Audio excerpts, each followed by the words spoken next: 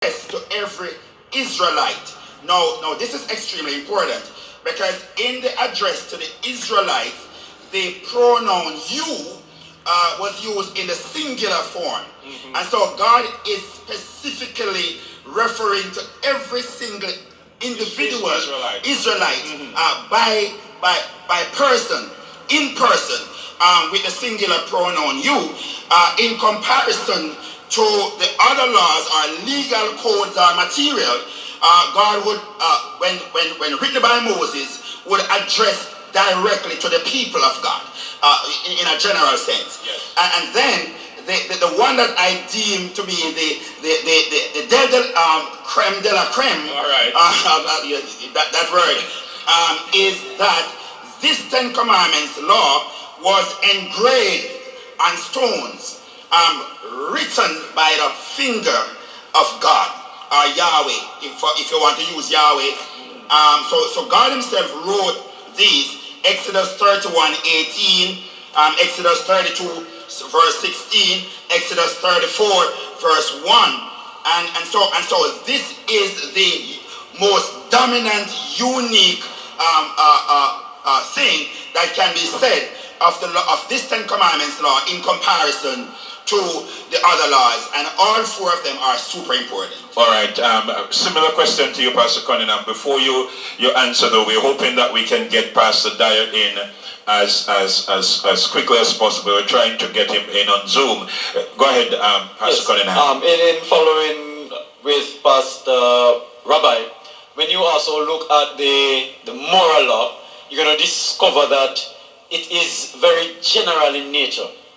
Unlike the other laws, the ceremonial laws require certain conditions and those kind of things. The moral law, there is no inappropriate time or appropriate time to be obedient to those laws. Okay. So it is general. You must always obey those specific laws. There are no conditions to obey. That's what I want. There are no conditions to obey. You must obey that particular law. I also noticed that the moral law, it has a specific name. God specifically called it the Ten Commandments. Deuteronomy 10 verse 4, Deuteronomy 4 verse 13 specifically calls it the Ten Commandments, or the 10 words. Okay. So it has a specific name. What I also note is that where it is placed. When you read Deuteronomy 10 verse 5, you'll discover that the moral law is placed inside of the ark, while the ceremonial law is placed beside the ark, or to the side of the ark, which distinguish the ceremonial laws from the moral law. What I also discover as well is that the moral law is the foundation of all other laws. So all the ceremonial laws, the civic laws, all of them, they are hinged upon the moral laws. And that takes us back to Exodus 19:20 to 25. Chapter 19, they entered into this covenant. Chapter 20, God gives the law. After the moral law is given, then God now begins to explain to them the civic, ceremonial, and all those kind of laws. So the moral law is the structure under which all other laws are built on. All right, beautiful. Thank you. We have not seen Pastor Dyer as yet, but I think we can all weigh in on this question. The whole matter of can God's law really ever be changed? If we can distinguish the Ten Commandments from all the other laws, and albeit they are written in one book, they were stored in one book called the Torah, and we are able to distinguish them, can God's law, the Ten Commandments, be changed or abolished? That's a very interesting question, because there are some people who believe that Jesus abolished the law. All right. Now, if I can show you that not even Jesus attempted to abolish God's law, if Jesus, the Son of God, didn't do it, that's powerful. Then nobody else has the authority to change God's law. And you know, Matthew 5:17 and 18 says it quite well. It says, "Do not think that I came to what? To destroy the law. I did not come to destroy, but to fulfill." Now, some people here says that fulfill here means to bring an end to. Now, if that is the case, then let me just change the text now and read it how some people interpret it. "Do not think that I came to destroy the law. I did not come to destroy the law, but to bring it to an end." That don't sound sensible. If fulfill means to bring it to an end, if you read it in the text like that, it makes no sense. It means, therefore, that Jesus Christ didn't come to abolish the law. That is why I said the Bible is written in codes. And we can't just take everything at surface, you know. We have to be prayerful, because here they are giving an example that Jesus says he never came to abolish, he came to fulfill or take away. Not meaning the moral, he meant the ceremonial. He was talking about, I am here in the presence to fulfill the law. Which law at that time, which law was in most effect? Which law was being, active, up in operation in Jesus' time and time before Jesus? The ceremonial laws.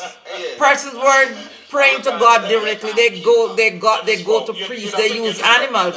So when Jesus said, "Think not that I came to destroy the law," he was talking about the ceremonial, because it was the type of law that was in service at the time, where they stoned persons to death for wrongdoings, and they had to bring animals to sacrifice. So Christ says, "I am here. Think not that I came here to put these things to an end. I came here to fulfill. I came here to be the perfect sacrifice, because of what Malachi, the book of Malachi, stated in the last book in the Old Testament."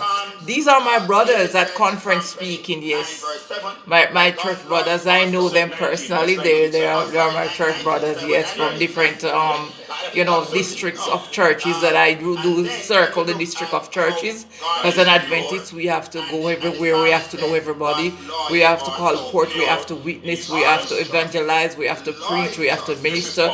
We have to do everything, and so we have to know everybody. Yes, so this is NCU FMO, a Seventh-day Adventist radio station, along with the Seventh-day Adventist University, NCU University, and all the Seventh-day Adventist educational institutions, along with worship centers, church, and medical institution, everything. This is God's place. This is God's doing.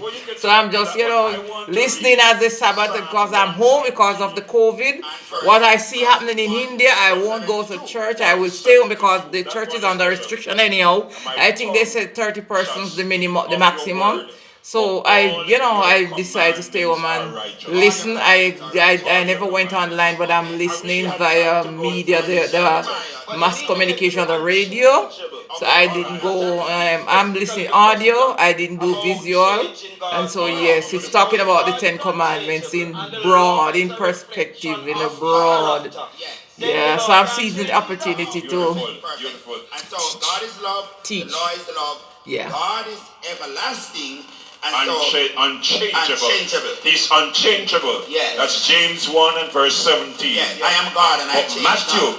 which I think you read Matthew. I am God and I 5:18. change not. So nobody can That's change the God's key law one. Yes, and Lord, honor. not one. This thing is Not one stemming. This jot thing or is tittle stemming from shall pass away from this it. day, this worship day is gonna be the rise. It is the rise and fall of many nations before. It's gonna be the rise and fall of the world.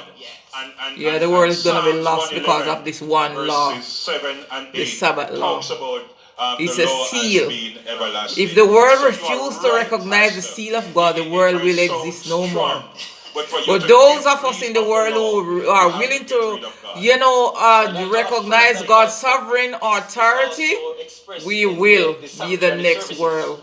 And you remember that the law is placed in the Ark of the Covenant. Beautiful. And on the Ark of the Covenant, mercy seat, and the Shekinah glory. So the very foundation It's all about of Israel. the governance of God, the law plays an integral role. So you basically have to remove God out of his governance. Old Israel and New Testament Israel, which is us now. God's law. And God is unchangeable. You can't remove him.